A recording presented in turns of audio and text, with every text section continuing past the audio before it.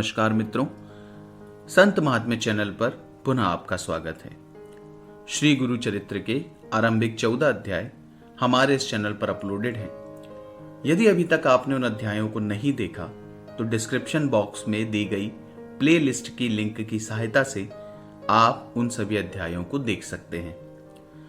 मित्रों, आपसे पुनः आग्रह है कि बहुत सारे हमारे व्यूअर्स जो नए हैं, अभी नया नया चैनल विजिट किए हैं, मैं उन सभी से निवेदन करना चाहूँगा कि कृपया हमारे इस चैनल को सब्सक्राइब करें, हमारे वीडियोस को ज़्यादा से ज़्यादा शेयर करें, लाइक करें, ताकि अन्य लोगों को भी हमारे सनातन धर्म के जो भगवान हैं या ये कहें कि जो बड़े बड़े संत महात्मा हैं उनके बारे में पता चल सके।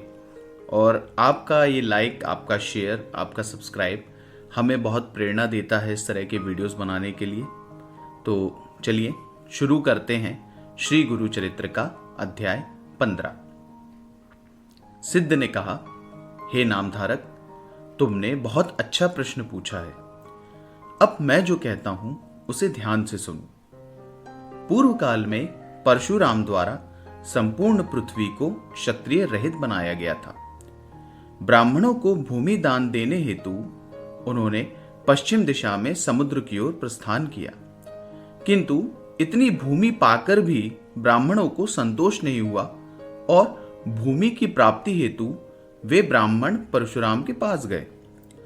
अब उनका लालच देखकर परशुराम अत्यंत विचलित हो गए एवं इस संकट से बचने के लिए वह समुद्र में स्थित एक द्वीप पर चले गए। संत की महिमा बढ़ने पर साधु, असाधु, धूर्त, कपटी इत्यादि सभी प्रकार के व्यक्ति उनके दर्शनों के लिए उमड़ पड़ते हैं। प्रत्येक व्यक्ति की कुछ न कुछ समस्या रहती है। सभी साधु की कृपा से अपनी समस्याओं से छुटकारा पाना चाहते हैं। यह चक्र निरंतर चलता रहता है। वरदान देने का तो प्रश्न ही नहीं उठता।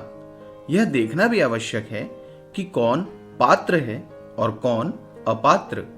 इन्हीं सब बातों के कारण साधु को तपस्या के लिए समय और एकांत नहीं मिल पाता। श्री गुरु नृसिंह सरस्वती इस बात को अच्छी तरह से जानते हैं, इसलिए वे वैजनाथ क्षेत्र में गुप्त रूप से रहे ताकि लोगों द्वारा उन्हें किसी प्रकार की कोई भी असुविधा न हो। उन्होंने अपने शिष्यों को भी स्वयं से दूर रखा। अपने शिष्यों को आदेश देते हुए उन्होंने कहा, आप सभी तीर्थ यात्रा हेतु प्रस्थान करें एवं पूरे भारतवर्ष की यात्रा के पश्चात श्री शैल पर्वत पर मुझसे भेंट करें।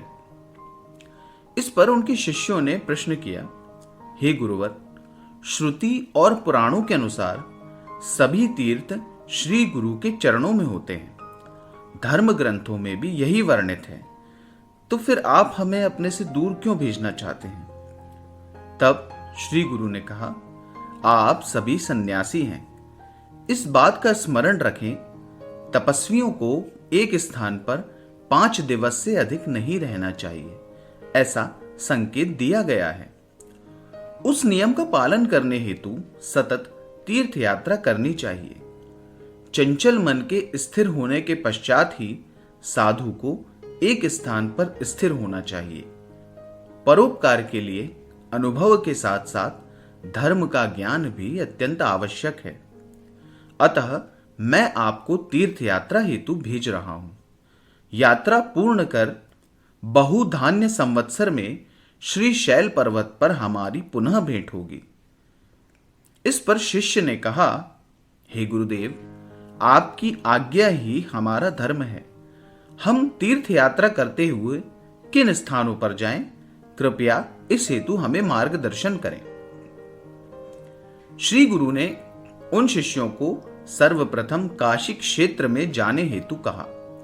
तत्पश्चात गंगा, यमुना, सरस्वती, करुणा, कुशावर्ती, कृष्णा, वेणी, वितस्ता, शरावती, मरुदवृद्धा, असिकनी, मधुमती, सुरनदी, चंद्रभागा, रेवती, शरयू, गौतमी, वेदिका, कौशिका, मंदाकिनी, सहस्त्रवक्त्रा, पूर्णा, बहुधा, वरुणा, वैरोचनी, सन्निहिता, नर्मदा, गोदावरी, तुंगभद्रा, भीमा, अमरजा, पाताल गंगा, कावेरी, ताम्रपर्णी, कृतमाला, पंचगंगा, मलयप्रभा, श्वेत श्रृंगी इत्यादि नदियों के तट पर यात्रा करने पर अनेक तीर्थ स्थानों के दर्शन का लाभ प्राप्त होगा। नदियों में स्नान करें, आसपास के गांव और परिसरों को देखें, प्रत्येक स्थान पर अपने कर्मों हेतु प्रायश्चित्त करें, त्रिवेणी संगम पर स्नान और तपस्या करें, ऐसा श्री गुरु द्वारा उन्हें कहा गया। किन दिनों में नदियों का पानी गंदा होता है, किन दिनों में नदियों में स्नान नहीं करना चाहिए, किन संकेतों से पहचाने कि नदी नहाने के लिए योग्य है या नहीं, यह भी उन्होंने अपने शिष्यों को बताया।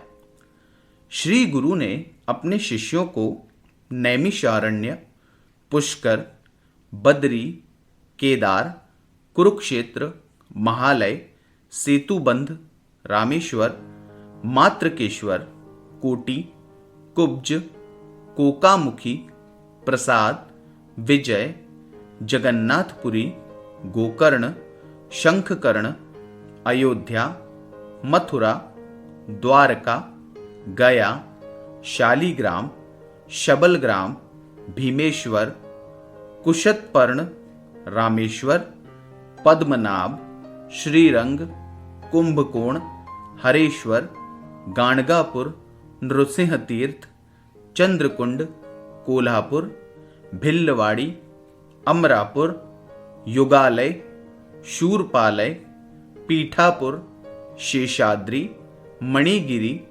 वृषभाद्री, श्रीशैल और मल्लिकार्जुन ऐसे अनेक तीर्थ क्षेत्रों का महत्व बताकर उन्हें जाने की आज्ञा दी। श्री गुरु से विदा लेकर शिष्य यात्रा पर निकल गए। श्री गुरु ने बैजनाथ में ही गुप्त रूप से निवास किया।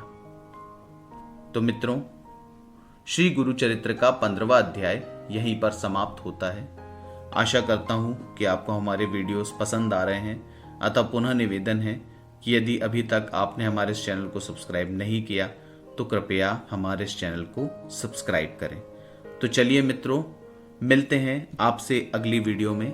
तब तक के लिए नमस्कार।